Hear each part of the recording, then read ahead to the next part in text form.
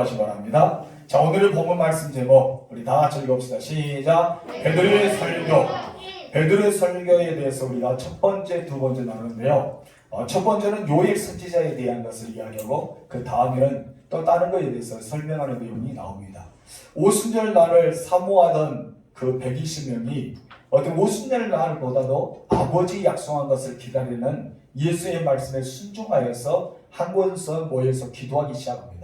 그랬더니 그들에게 오순절 날이 임할 때 성령이 비둘기같이 임하고 또한 급하고 강한 바람 같은 소리가 들려집니다. 그리고 불덩어리가 각 사람의 머리에 하나씩 있게 되고 성령이 임재하심이 나타납니다. 그런데 이 성령 내주하심의 역사가 강하게 나타나는데요. 그들의 인격과 그들의 마음과 그들의 심령과 모든 것을 사로잡힌 역사가 일어납니다. 이것을 가르쳐 지정의가 사로잡혔다라고 이야기하죠. 인격 속에, 육체 속에, 생각 속에, 그들의 정신 속에, 그들의 삶 속에 성령 하나님의 운행하심의 역사가 일어납니다. 성령이 임하게 되면요, 그들이 담는 방언의 말씀이 생기는데 바로 15나라에서 왔던 흩어져 있던 유대인들이 이 6월절을 지키기 위해서 왔는데 놀라운 사실은 그들의 말을 듣게 되었다는 것입니다. 그래서 사람들은 이것을 가리켜 큰 소동, 혼란을 갖다 주는데 이것을 가리켜 사람들이 서로 간에 깜짝 놀라서 상상할 수 없는 일이 벌어졌다라고 생각합니다. 왜냐하면 하나님의 큰 일을 알게 되는데 저 사람들이 갈릴리 사람들이 어떻게 해서 각 15개의 나라의 언어를 사용하고 있는지 그들이 그 언어를 듣고 있어서 깜짝 놀라는 사실을 발견하게 됩니다. 그런데 그때 갑자기 베드로가 그 많은 무리들이 있는 곳에 일어서서 이제 설교하기 시작하는데 바로 오늘 14절부터 시작해서 36절까지 베드로가 설교하는 내용이 등장합니다. 거침없이 사람들에게 설교하는 거예요. 참된 설교는 무엇입니까? 성령이 하시는 것입니다. 사람이 하면 교훈이 됩니다. 그리고 메시지가 됩니다. 때로는 잔소리가 됩니다. 그런데 그 설교 안에 성령께서 들어가면요, 그것이 교훈이 되고 은혜가 되고 예리한 검이 되는 것입니다. 왜냐하면 하나님의 말씀이 들어가 있기 때문입니다. 여러분, 설교란 것은 어느 사람의 특정한 생각을 내놓은 것이 아니고 그런 철학이나 그리고 사상을 주장하는 것이 아닙니다. 설교는 무엇입니까? 하나님의 말씀을 선포한 것이죠. 이 하나님의 말씀을 풀어서 어떻게 성도들에게 쉽게 설명할 것인가에 대해서 그것이 첫 번째 설교입니다. 어쩌면 본문에서 말씀한 것은 사도들의 첫 번째 설교였다고 볼 수 있습니다. 초대교회가 탄생한 이후에 가장 먼저 설교를 하게 된 사람이 베드로입니다. 베드로가 설교하는데 어떻게 설교합니까? 너희들이 지금 현재 이 상황에 대해서 이상하게 생각하고 있다. 그러니까 이상하지 말라. 지금 이제 오순절 성령의 역사가 이 오순절의 성령의 사건이 이상하게 생각하지 말하면서 그것을 풀어주는 그런 설교의 내용을 하고 있는 것을 보게 됩니다. 여러분, 베드로가 일어나서 첫 번째 설교 자세를 생각하는 것이 아니죠.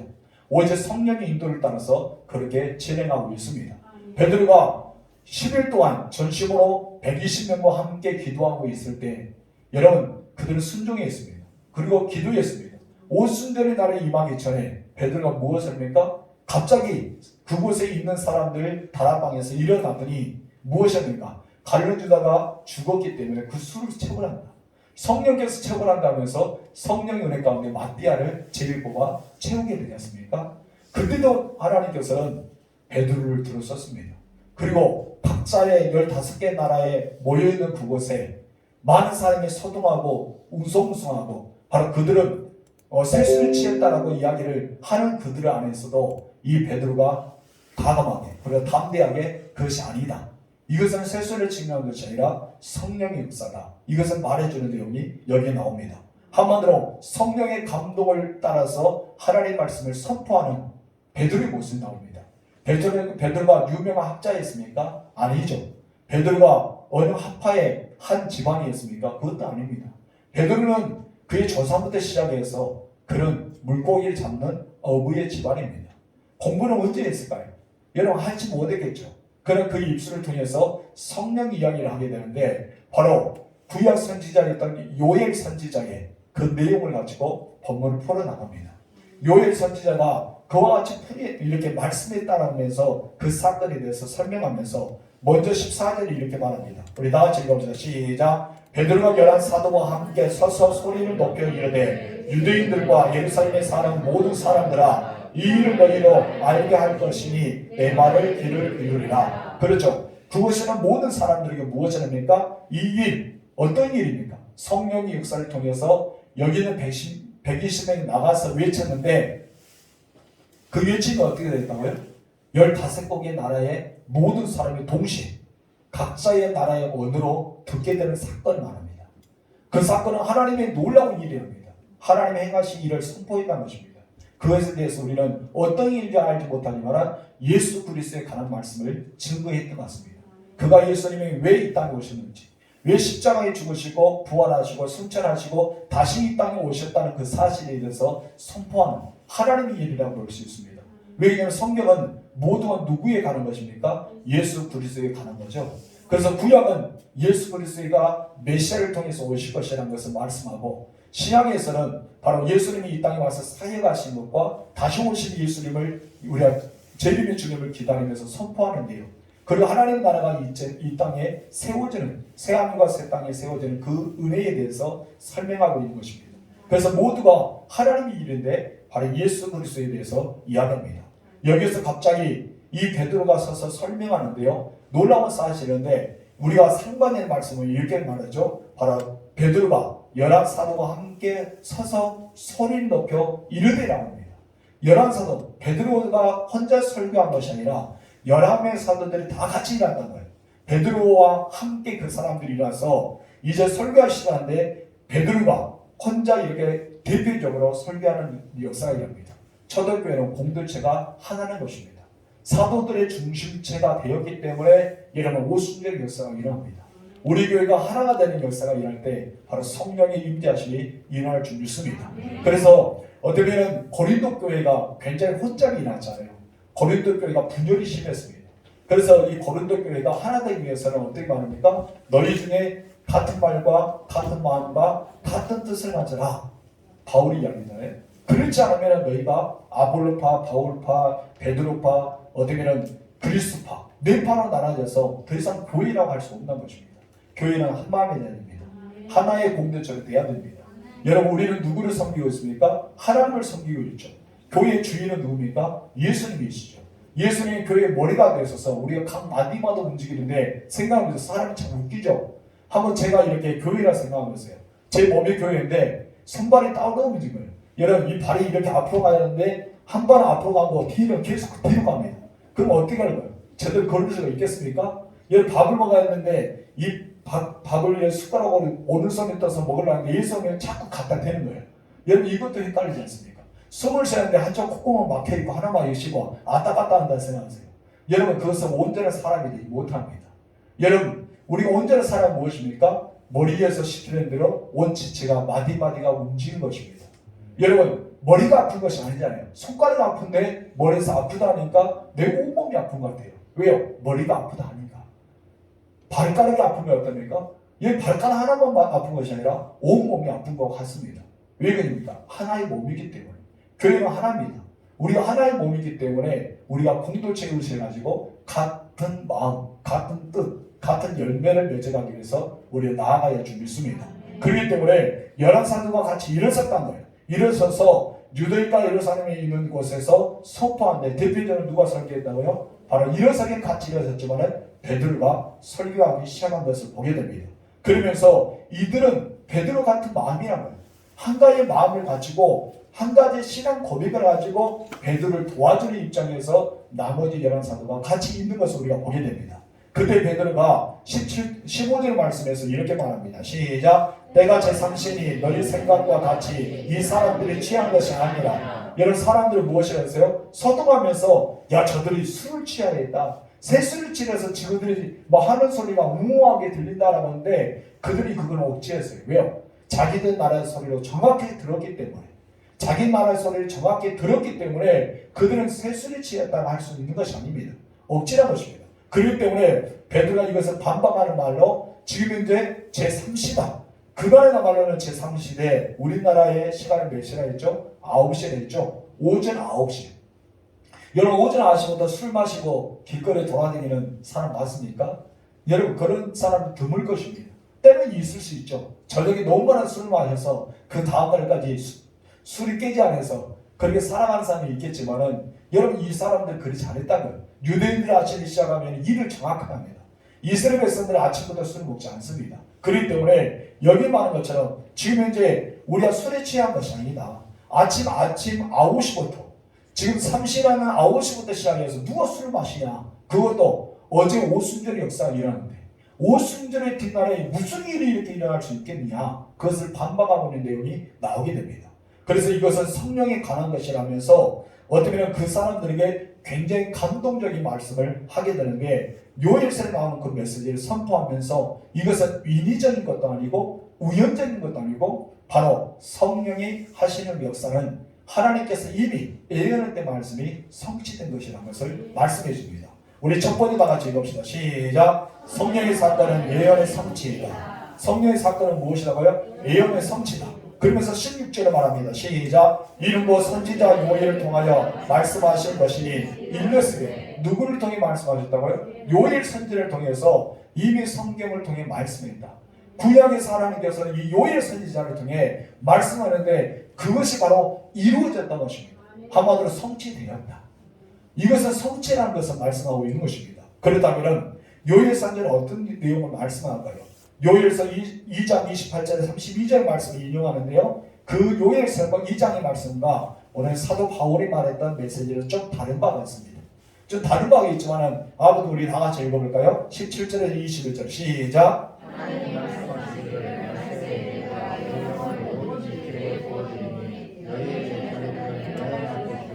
너희의 젊은이는 환상을 보고 너희의 늙은이는 꿈을 꾸리라. 그때 내가 내 영을 내 남종과 여종들에게 부어주리니 그들이 예언할 것이요 내가 이로 하늘에서는 기사를 아래로 땅에서는 징조를 베푸리니 그 피와 불과 연기로다. 주의 그거 놀라운 날이 이르기 전에 내가 해가 변하여 어두워지고 달이 변하여 피가 되리라. 누구든 주의 이름을 부르는 자는 구원을 받으리라 하였느니라. 아멘. 요일서에서는 이 성령의 사건에 대해서 무엇이랍니까? 우리는 요일서와 사도행전을 보면서 요일서는 예언의 메시지라면 사도행전적인 것은 성취라고 할 수 있습니다. 바로 요일과 예언했던 것이 사도행전에서 성취되었다는 것입니다. 그렇기 때문에 그 성취의 말씀 가지고 이렇게 설명할 수 있습니다. 다 같이 첫 번째 읽읍시다. 시작. 성령을 말세에 오신다고 합니다. 요일서에서 무엇이 했습니까? 마지막 날. 여러분 오늘 사도행전은 마지막 날에 있는데 요엘서는 2장 28절을 보면 그 후에라고 말합니다. 말세라는 것이 없어요. 말세라는 것은 어디에 기록했다? 바로 사도행전에서만 말세라고 합니다. 베드로가 설명하는데 말세라고 말합니다. 그리고 요엘 선지자는 그 후라고 말합니다. 그 후와 말세는 어떤 관계가 있을까요? 여러분 그 후라는 것은요 바로 이런 뜻이 있습니다. 우리 읽어봅시다. 다 같이 시작. 약속하신 메시아가 오셔서 그의 사역을 완성한 후라고 할 수 있다. 없어요? 제가 첫 번째 아니겠네요. 첫 번째 그 후에 있고 그 다음에 거기 다 같이 읽어봅시다. 시작.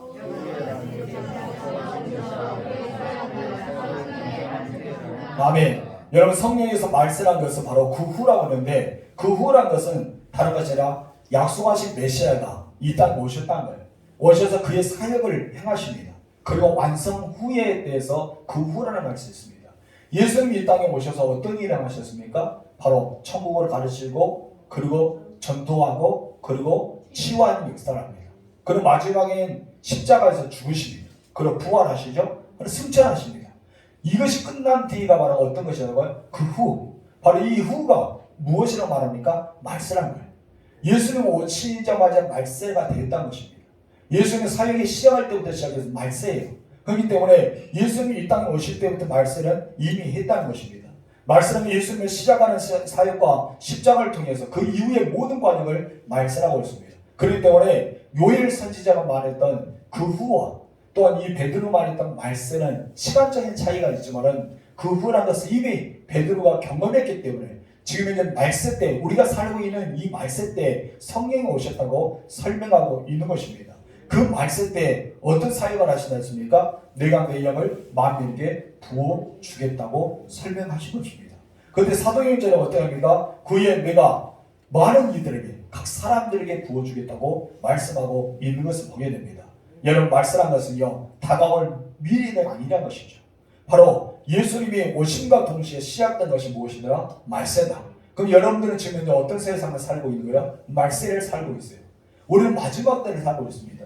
그래서 예수 믿든지 믿지 않았든지 모든 사람이 이 땅을 뭐랍니까? 말세랍니다. 왜요? 이미 말세는 시작되었기 때문에. 마지막 날은 이미 시작되었습니다.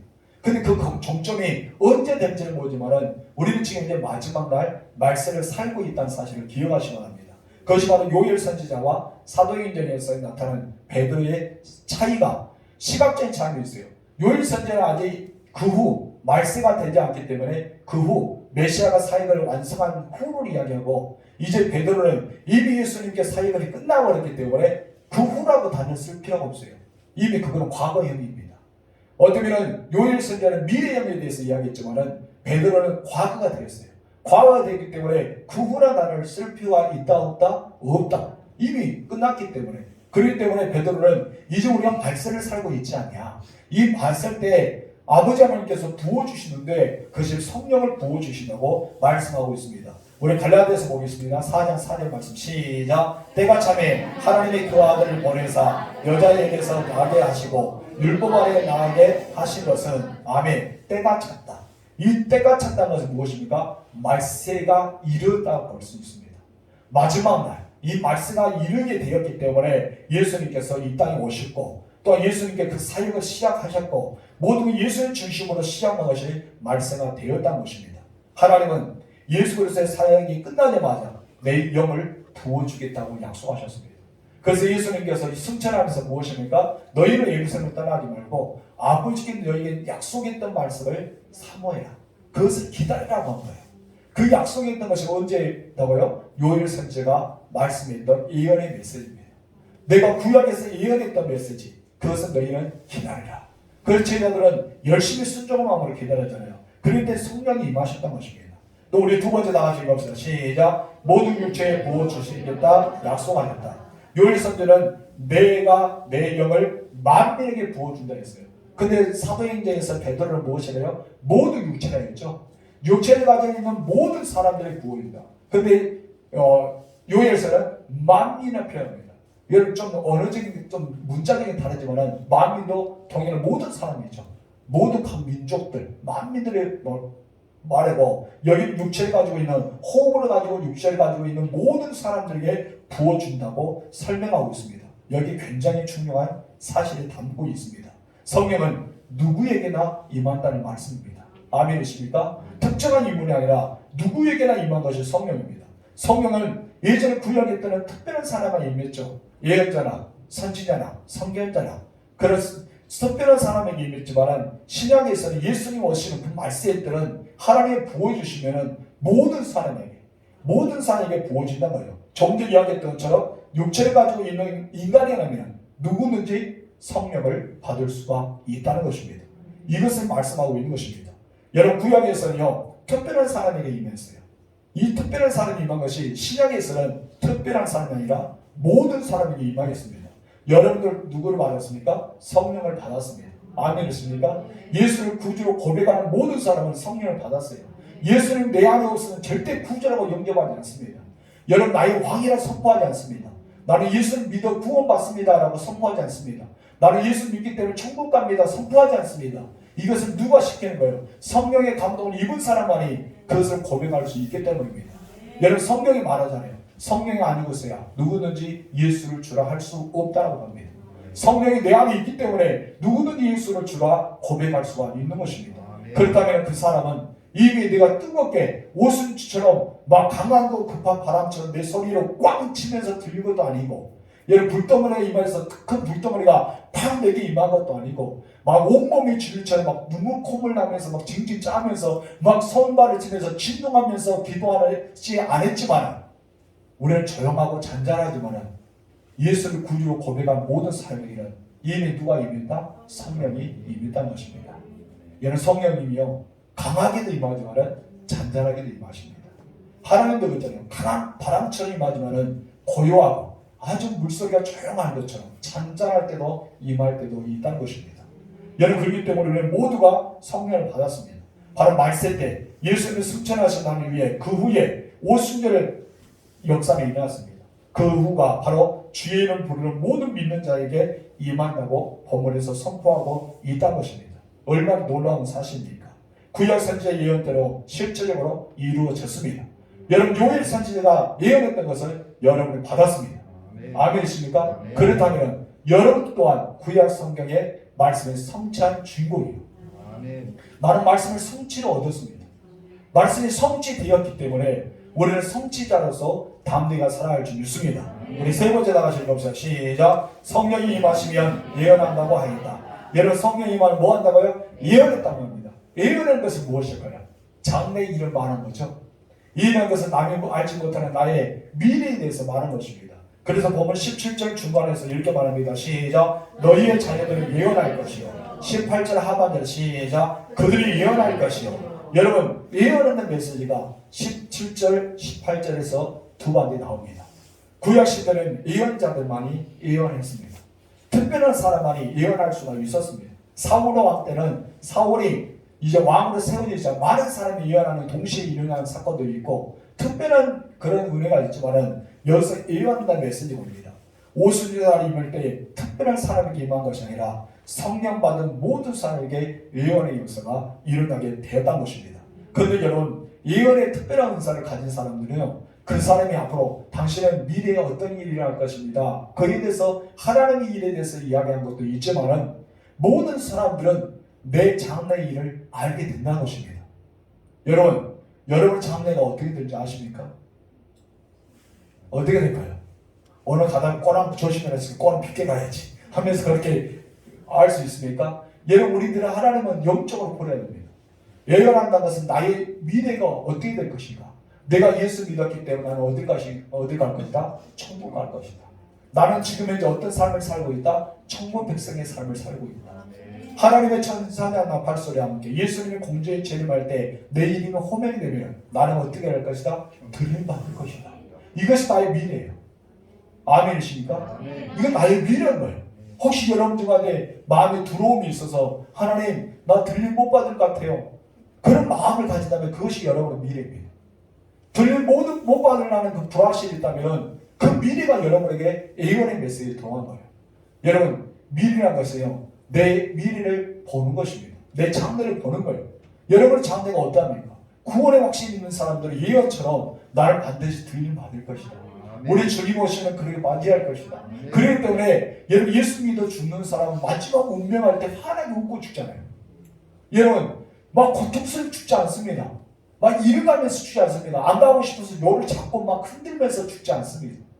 여러분, 정말 편하게 환하게 웃음 가운데 우리 주님께서 마주한 것은 정말 기쁨 가운데 환하게 웃고 운명할 사람들 많지 않습니까? 그런들 왜 그럴까요? 바로 우리 주님이 오셨다는 것입니다. 천사들 와서 수종 들었다는 것입니다. 여러분, 하늘문이 열고 스데반처럼 우리 주님 보좌에 앉아서 일어서서 사랑하는 내 아들아 따라 하고 맞이할 때 그 모습을 볼 때 얼마나 기쁠까요? 여러분, 그렇기 때문에 스데반이 돌에 맞아 죽어가면서도 여러분, 피가 찔찔 흘리면서 죽어가면서도 그 얼굴은 어떤 얼굴이었다? 천사의 얼굴이었다. 얼마나 환하게 웃었을까요? 여러분, 사람이 돌에 맞아 죽어가면서 그리고 웃고 있으면 뭐랍니까? 미쳤다 할까요? 그래, 예수께 미쳤기 때문에 그의 미래는 그렇게 열린 것입니다. 여러분 미래 생각해보세요. 하나님의 나팔 소리와 함께 주님 오셨습니다. 하늘 공중들이 오셨어요. 그때 여러분의 이름에 호명이 될 때 여러분은 옷이 변하고 모형이 변하고 정말 아름다운 모습으로 들림받는 모습, 이것이 여러분의 무엇이더라? 미래다. 그럼 여러분들이 뭐를 할 수 있는 거예요? 예언할 것이다. 나는 예언할 것이다. 나의 미래를 예언할 것이라고 이렇게 말씀하고 있는 것입니다. 그래서 성령이 받기 때는 우리는 모릅니다. 성령을 받지 않으면 내가 구원받았는지 내가 구원받지 못했는지 알지 못합니다. 내가 예수님을 고백하고 있어도 믿어지지 않는 거예요. 성경이 믿어지지 않는 거예요. 내가 구원의 확신이 없어지는 거예요. 그런데 그 사람이 어떤 예언의 역사가 일어날 수 있단 말입니까? 여러분, 구원의 확신 있는 자만이 자기 미래를 압니다. 구원의 확신 있는 자만이 내가 어떤 삶을 살 거냐는 것을 알게 됩니다. 주님이 가까이 왔다는 것을 영적으로 느끼게 됩니다. 그렇기 때문에 신비한 사건은 예수를 잘 믿는 사람 중에 한 사람은 자기의 죽음이 금방 가까이 왔다는 것을 느끼는 사람이었어요. 그래서 예전에 보면은 목사님들이나 그런 보면은 자기 부모님들이 돌아가실 때 야 나는 며칠 얼마 남지 않은 것 같아. 내일이나 모레인 것 같아. 우리 주님이 말씀하셔서 하면서 자기 믿을 점을지 이야기하잖아요. 여러분 놀랍습니다. 그런 모습을 보이면서 정말 그런 아름다운 모습이 자기의 미래를 예언할 수 있다는 것. 여러분 그것은 성령을 받은 사람이 가능하다는 것입니다. 여러분 예수 믿는 사람 중에 아직 그것이 보이지 않는다. 내가 언제 하나님 앞에 나아간 것인지 보이지 않으면 아이들 이 세상에서 많이 할 일이 있습니다. 그래도 여러분 열심히 사십시오. 언제나 여러분에게도 보여줄 것입니다. 그러니까 여러분 자녀에게 말하는데요. 우리 하나님께서 나에게 말씀하는데 벚꽃이 피는 그날에, 아니 진달래가 피는 그날에, 목련이 피는 그날에, 딸기꽃이 피는 그날에 우리 주님이 오라 했다. 요즘에 딸기꽃이 자기 때 안 피고 마음대로 피우잖아요. 그렇게 말하고 밖에 야외에서 딸기꽃이 피는 그날에 우리 주님이 나를 맞이하기 때문에 너희는 준비하려. 그렇게 말하면 얼마나 좋습니까? 여러분 김홍양 목사님은 그 어머니가 돌아갈 때 뭐라 했어요? 벚꽃이 피는 그날, 벚꽃이 피는 그날에 나는 갈 것이다. 그 예언했다는 지 않습니까? 그래서 그대로 벚꽃이 피는 그날에 이렇게 주님께 부름을 받았다고 그 목사님의 어머니 권사님이 그렇게 했다는 이야기를 우리가 들었습니다. 여러분 이것은 우리들이 예언의 메시지라는 것입니다. 여러분 정말 예언의 은총이 여러분 임하길 주님으로 축복합니다. 네 번째 다 같이 읽읍시다. 시작. 꿈을 꾸게 된다고 하였다. 17절 하반절 시작. 너희의 젊은이들은 환상을 보고 너희의 늙은이들은 꿈을 꾸리라. 아멘. 요에서는 늙은이는 꿈을 꾸며라고 말하고 있습니다. 젊은이는 이상을 볼 것이라고 먼저 말이 이렇게 나오고 있는데 어쩌면 이것은 베드로는 내용을 성령이 임하면 젊은이는 환상을 보고 늙은이는 꿈을 꾼다고 하였습니다. 그러나 요에서는 반대로 이야기하죠. 반대로 이야기하는 사건이 아닙니다. 왜 그러냐면은 이 늙은이들 젊은이들의 반대 말이죠. 그래서 나이가 많은 분들, 이분들을 늙은이라고 표현하고 있습니다. 교회에서는 늙은이를 어떻게 표현하는 것입니까? 70세의 정년이 되어 은퇴하신 분들을 가리켜 나이가 들어서 어른이다, 늙은이라고 표현합니다. 그런데 이분들이 뭘 꾼다는 거예요? 꿈을 꾼다는 것입니다. 꿈을 꾼다는 거예요. 나이가 드신 분들이, 은퇴하신 분들이 꿈을 꾼다는 것입니다. 이 꿈은 무엇인지 아십니까? 한마디로 소망과 기대를 갖는 것이에요. 꿈을 꾼다는 것은 무엇이다? 소망과 기대를 갖는 것입니다. 아브라함은요 75세 나이로 하나님의 부르심을 받았습니다. 그러면 아브라함은 75세 때 무엇을 받았습니까? 소망과 기대를 품고 하나님이 지시한 땅을 갔습니다. 모세는 몇 세의 나이에 하나님의 부르심을 받았습니까? 80세의 나이에 하나님의 부르심을 받았어요. 그럼 모세는 80세의 나이 들었던 그 몸에 하나님의 부르심을 받았기 때문에 어땠습니까? 꿈과 비전과 소망과 기대를 가지고 그 애국으로 내려갔던 것을 보게 됩니다. 갈렙은요 85세 나이에 거인 쪽에 때 헤브론 땅을 취하겠다고 여호수아가 말합니다. 저 땅을 내가 취하겠다. 나에게 달라고 이야기해요. 여러분 85세 나이 적은 나이 아니죠. 여러분 85세 나이는 많은 나이입니다. 그럼에도 불구하고 헤브론 땅을 취하겠다고 말합니다. 이들의 공통점은 무엇이었습니까? 꿈이라고 했어요. 75세에 부름을 받았던 사람이든지 80세에 부름을 받았던 사람이든지 85세가 되어 헤브론 땅을 취하겠다는 갈렙의 믿음의 사람이든지 모든 사람들의 공통점은 뭐가 있다고요? 꿈입니다. 여러분 은퇴했다고 여러분의 꿈이 없습니까? 나이가 들었다고 꿈이 없습니까? 그렇다면 여러분 성령을 덜 받았단 말이에요. 성령 받은 자에게는 꿈을 꾸게 된다고 합니다. 여러분 기대가 생겨야 돼요. 소망이 생겨야 됩니다. 여러분 그렇게 보면 우리 교회도 연령만 많으신 장로님과 권사님과 집사람들이 새벽을 깨고 있어요. 젊은이들이 새벽을 깨야 하는데 이분들이 새벽을 깨고 있어서 어떤 이분들 꿈대로 우리 교회가 든든히 사가고 있습니다. 저는 가끔 그래요. 이렇게 나이 드신 분이 돌아가신 우리 교회 새벽 기도에 누가 할까? 이제 새벽 기도가 없어지고 저녁 기도가 될까? 어떻게 하면 좋을까? 그런 마음이 위대한 마음이 듭니다. 그러나 여러분 새벽 기도는요 없어지지 않습니다. 왜 그러냐면 주님이 그렇게 하셨기 때문에 우리는 주님을 뒤를 따라가야 돼요. 그래서 밤 기도도 해야 되고 새벽 기도도 해야 되고 날마다 모일 때마다 기도해야 되고 우리 주님의 사역하신 대로 우리는 뒤따라야 되잖아요. 왜? 우리는 누구의 제자이기 때문에? 주님의 제자이기 때문에. 여러분 그런데 이렇게 새벽 예배에 와서 나이 드신 분 이미 은퇴하시고 내일 모레 주님의 부르심 받는 사람 더 뜨겁게 기도합니다. 왜 뜨겁게 기도하는지 아십니까? 꿈이 있기 때문에, 기대와 소망이 있기 때문에, 성령을 받았기 때문에, 내가 성령을 받는 자에게 꿈을 꾸리라 했기 때문에 그 꿈의 은혜를 기대와 소망 가지고 하나님 앞에 나아가는 것입니다. 여러분, 꿈과 소망을 가지십시오. 새벽을 깨우는 기쁜 자가 되길 주님으로 축원합니다.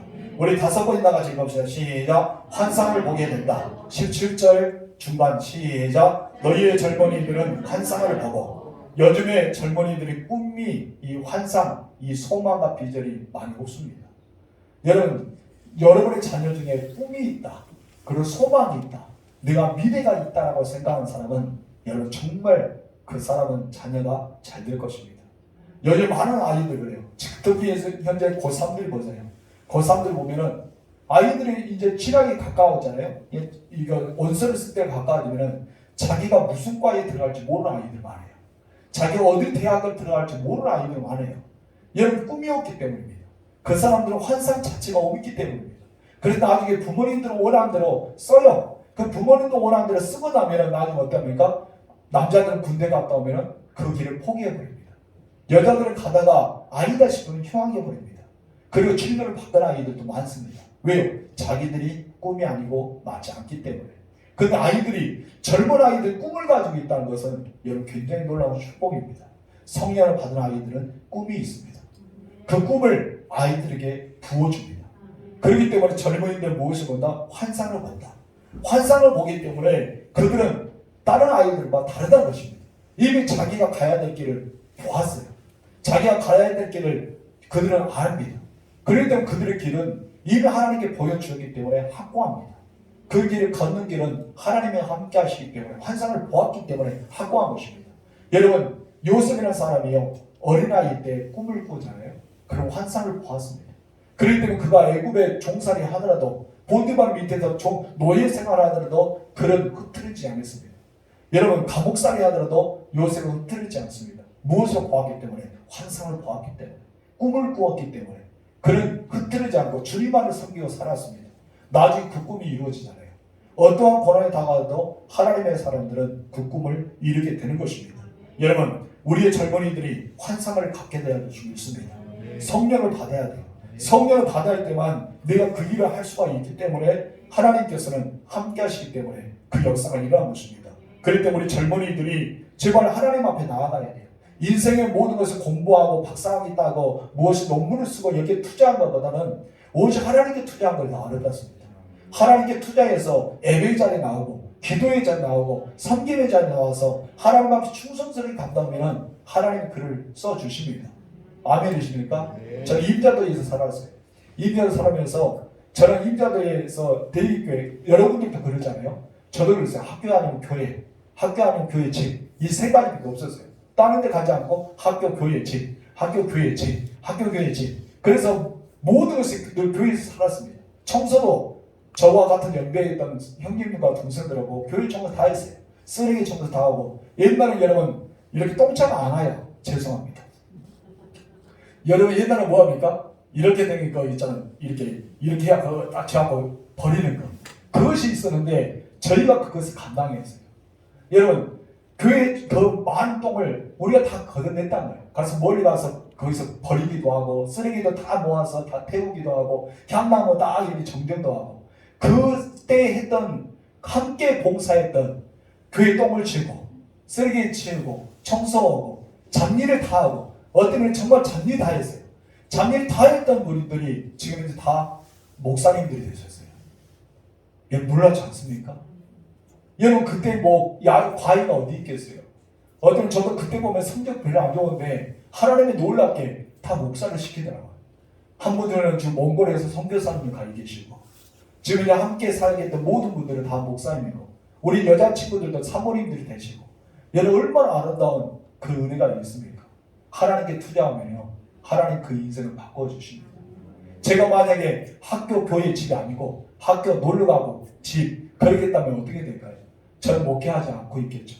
여러분 그때 목사님은 나와서 빙글빙글 웃기만 했어요. 안승환 목사님들이 웃기만 했었습니다. 근데 속으로 얼마나 축복해 주셨을까요? 저는 그런 생각이 보여요. 그때 그 일은 얼마나 축복해 주실까. 나중에 김연만 목사님 저에게 입법 오셔서 정말 너는 정말 하나님의 은혜를 받을 것이다. 그런 복을 빌어주신 적도 있었습니다. 여러분, 우리들은 하나님 앞에 투자할 줄 믿습니다. 젊은이들이 하나님의 교회에 와야 됩니다. 그리고 하나님께 예배드려야 됩니다. 그리고 기도해야 됩니다. 그때 하나님께서 그 놀라운 역사를 부어주십니다. 성령이 그들에서 역사 일할 줄 믿습니다.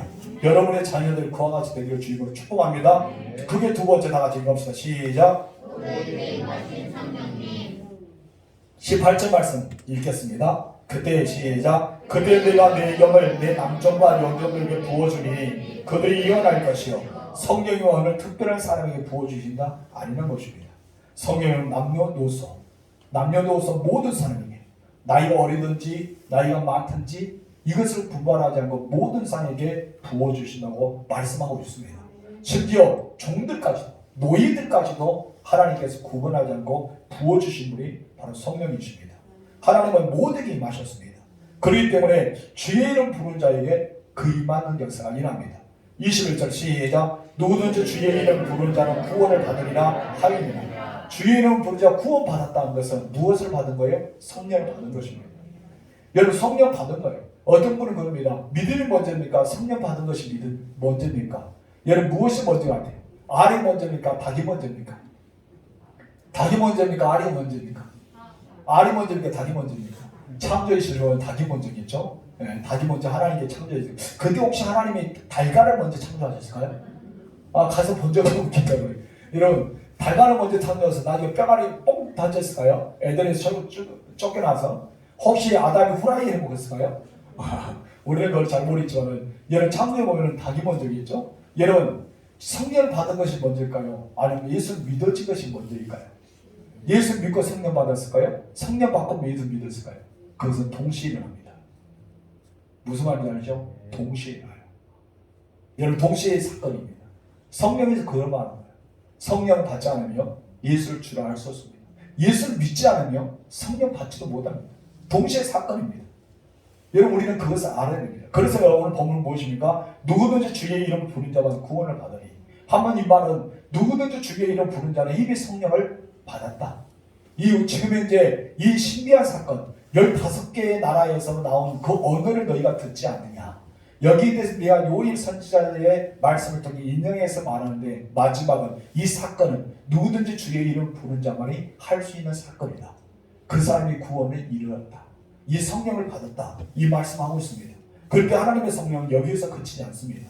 하나님은 크고 놀라운 기적을 베푸십니다. 19절 말씀 시작. 내가 이로 하늘에서는 기사를, 아래로 땅에서는 징조를 베푸리니 곧 피와 불과 연기로다. 아멘. 하나님의 살아계시기 때문에 기적은 일어납니다. 아멘. 여러분은 하나님의 살아계시기 때문에 기적이 지목이 되어야 됩니다. 모든 삶 속에 기적은 반드시 여러분의 것입니다. 여러분 하나님을 섬기고 하나님을 믿고 하나님을 의지한 기적은 여러분에게 나타납니다. 왜냐하면 여러분이 섬기는 하나님이 기적을 베푸기 때문에. 하나님은 하늘에서와 이 땅에서 기적을 베푼다고 말하잖아요. 기사와 징조를 나타낸다고 말씀하고 있습니다. 그렇기 때문에 하나님을 믿는 모든 사람들은 그 기적을 받을 수가 있는 것입니다. 근데 여기서 보니까 피와 불과 연기라다라는 하반절의 말씀 씁니다. 불과 피와 연기, 무엇이 갑자기 떠오릅니까? 여러분, 구약 성경이 떠오르죠? 구약의 성경이 떠오릅니다. 불 하면 무엇이 떠나요? 불기둥. 그리고 하나님께서 번제를 받을 때 불이 내려오죠. 엘리야 선지자가 제단을 쌓을 때 어디면 불이 하늘에서 내려와서 모든 것을 다 태워버립니다. 불. 그리고 연기는 무엇을 나타냅니까? 구름기둥. 하나님의 임재, 여호와를 상징하는 것을 보입니다. 피는 무엇입니까? 여러분, 예수 그리스도의 속죄, 아니면 어린 양이 죽어하는 염소들이 죽어하고 송아지가 죽어서 우리의 모든 죄를 사하는 속죄선을 말합니다. 한마디로 불, 연기, 이 구름은 누구를 상징한다? 예수 그리스도를 상징한다. 이것을 우리가 볼 수 있습니다. 10가지 재앙 중에서 첫 번째 재앙이 뭡니까? 나일강이 무엇이에요? 피가 되죠. 10번째 재앙이 무엇입니까? 장자의 죽음입니다. 그런데 장자의 죽음에 어린 양을 잡아서 뭐를 바라요? 문설주에다 피를 바릅니다. 그때 뭐가 넘어갑니까? 죽음의 사자가 그 문을 넘어갑니다. 그 집을. 그러면 첫 번째 재앙도 피, 마지막 재앙도 피. 우리는 누구의 피로 살 수 있는 거예요? 예수의 피로 살 수 있는 거예요. 여러분, 그렇기 때문에 여기서 피라는 것은 예수 그리스도를 상징하고 있는 것입니다. 여러분, 그리고 여기 제사에서 모든 피는 제사에서 속량받을 수 있는 피값입니다. 죄를 속량받는 피값. 우리 요즘에 레이기 있잖아요. 레이기에서는 뭡니까? 짐승의 그 사람 안수하여서 송아지의 머리 안수해서 안수할 때 그 속죄함 받아서 그들이 사함을 받으리라. 이 메시지에 나온 거와 같다는 것입니다. 모세가요. 이 모세가 임하신 하나님도 바로 오순절 성령의 다락방에도 그와 같은 겁니다. 모세가 호렙산 떨기나무에 불꽃을 붙었는데 나무가 타지 않은 거 경험했잖아요. 그리고 오순절 성령의 다락방에서 모든 사람 머리에 뭐가 있어요? 불덩어리 하나씩 있는 거예요. 근데 머리는 꼬시라지지 않은 거예요. 그것이 임했다는 것입니다. 이것처럼 이것은 오순절의 강력한 성령의 임재를 뜻하기도 한다는 것입니다. 출애굽기 10장 19장에 보면은 하나님 모세에게 말씀할 때 옮김점에 불이 가득했다고 이야기하고 있습니다. 그런데 본문 20절에서 이렇게 말합니다. 우리 보겠습니다. 20절 시작. 주의 크고 영화로운 날이 이르기 전에 해가 변하여 어두워지고 달이 변하여 피가 되리라. 아멘. 앞으로 세상에 이런 역사가 일어날 것을 미리 말씀합니다.